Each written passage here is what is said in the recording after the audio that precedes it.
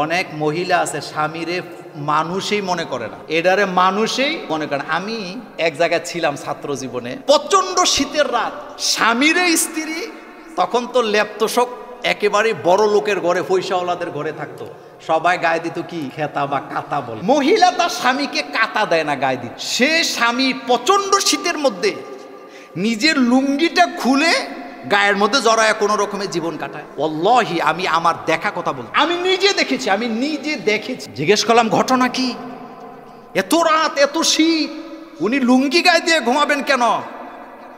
পরে শুনলাম তার স্ত্রী তাকে কাতা দেয় না, কারণ ওনার গ্রামের লোক তো কৃষিকাজ করে, পায়ের মধ্যে কি হয় হালগোড়া, এজন্য এটা লাগলে কাতা নাকি ছিঁড়ে যায়, এজন্য স্বামীকে সে কাতা দেয় না, কই তুমি এটা ছিঁড়ে ফেলো। আর হেতেও এমন জায়গায়, মানে ধরা কোন জায়গায় জানি না, বেচারা যে জোর করে না একটা কাতা গাও দিবে এই সুযোগটাও কি নাই।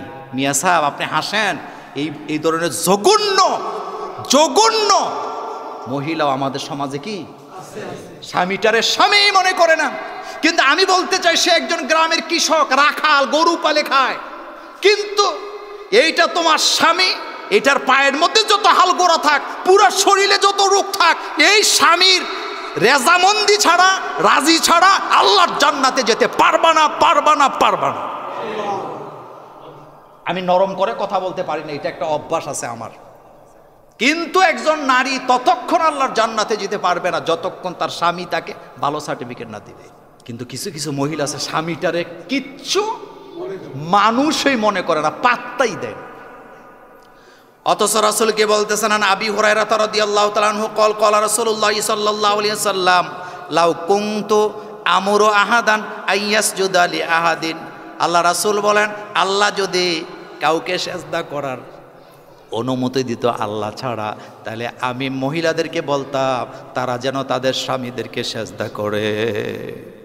কথা বুঝেন নাই?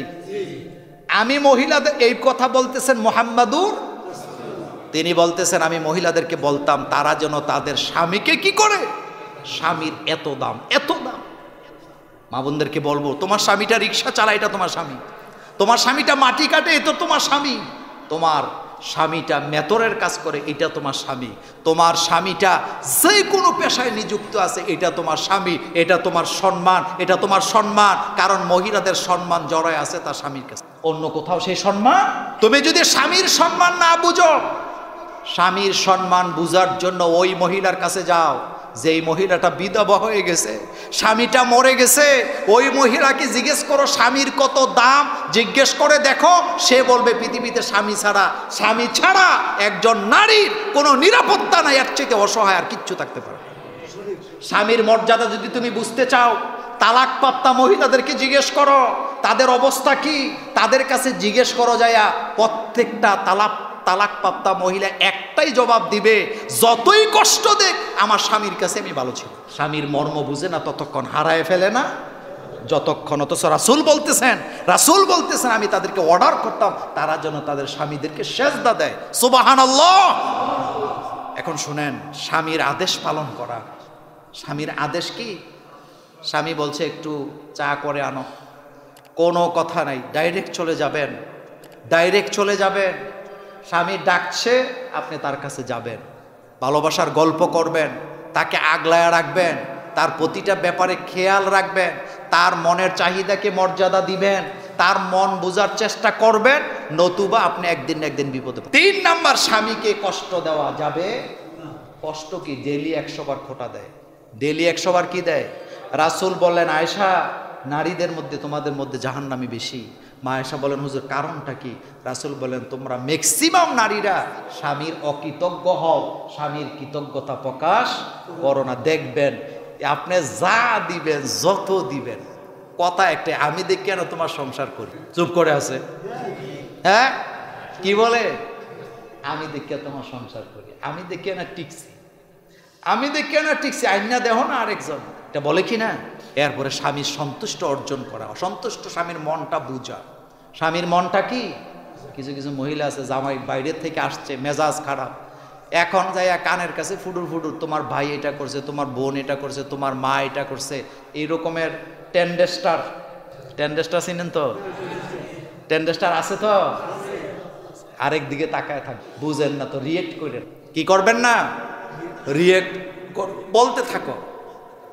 আপনার স্ত্রী যদি আপনার কানে কানে আপনার পরিবারের লোকদের বিরুদ্ধে বলতে চায়, আপনি বাধাও দিয়েন না, বলবেন তুমি বলতে থাকো, ডাইন কান তোমার জন্য ফ্রি, বাম কান তোমার জন্য ফ্রি, বলতে থাকো। স্ত্রী যদি ডান কানে বলতে থাকে ঢুকাইবেন। আল্লাহ তো নাক কান গলাকে এক কইরা বানাইছে, সুবহানাল্লাহ ভাই, নাক কান গলা এক কইরা বানাইছে, সুবিধা আছে। এই কান দিয়া শুনবেন বউর কথা, এদিক দিয়া বাইর কইরা দিবেন, এদিক দিয়া শুনলে এদিক দিয়া বাইর কইরা দিবেন। এটা যদি করতে পারেন আপনি হবেন পৃথিবীর সবচেয়ে সুখী স্বামী। আর কত ওয়াজ করতাম আপনাদের, আর কেমনে বুঝাইতাম? এদিক দিয়া বলবে, এদিক দিয়া কি করবে, আপনি সুখী। এরপরে আসেন স্বামীর দোষ গোপন রাখা। স্বামীর দোষ কি? আল্লাহর হস্তে। মহিলারা বুঝে না, ভাইয়ের কাছে, বাপের কাছে, বোনের কাছে, ফুপুর কাছে, কালতো ভাইয়ের কাছে, মামতো ভাইয়ের কাছে, বন্ধুর কাছে স্বামীর দোষ কয়। মা গো, তুমি যে এই কাজটা করো, নিজের ইজ্জত নিজে খুয়াইতেছ, নিজের পায়ে নিজে কুড়াল দিতেছ। কারণ তোমার স্বামী তোমার কাছে যা যা করে এটা গোপন রাখা, এটা তোমার জন্য সম্মানের। তুমি এটা গোপন রাখাটাই তোমার কর্তব্য। গোপন রাখলেই তোমার সম্মান থাকবে। আর তুমি যাদেরকে বন্ধু মনে করে সব বলতেছ, কেউ আসলে তোমার বন্ধু না, তোমারটা শূন্য মজা লইতেছে। কথা কন না, কে নিতেছে?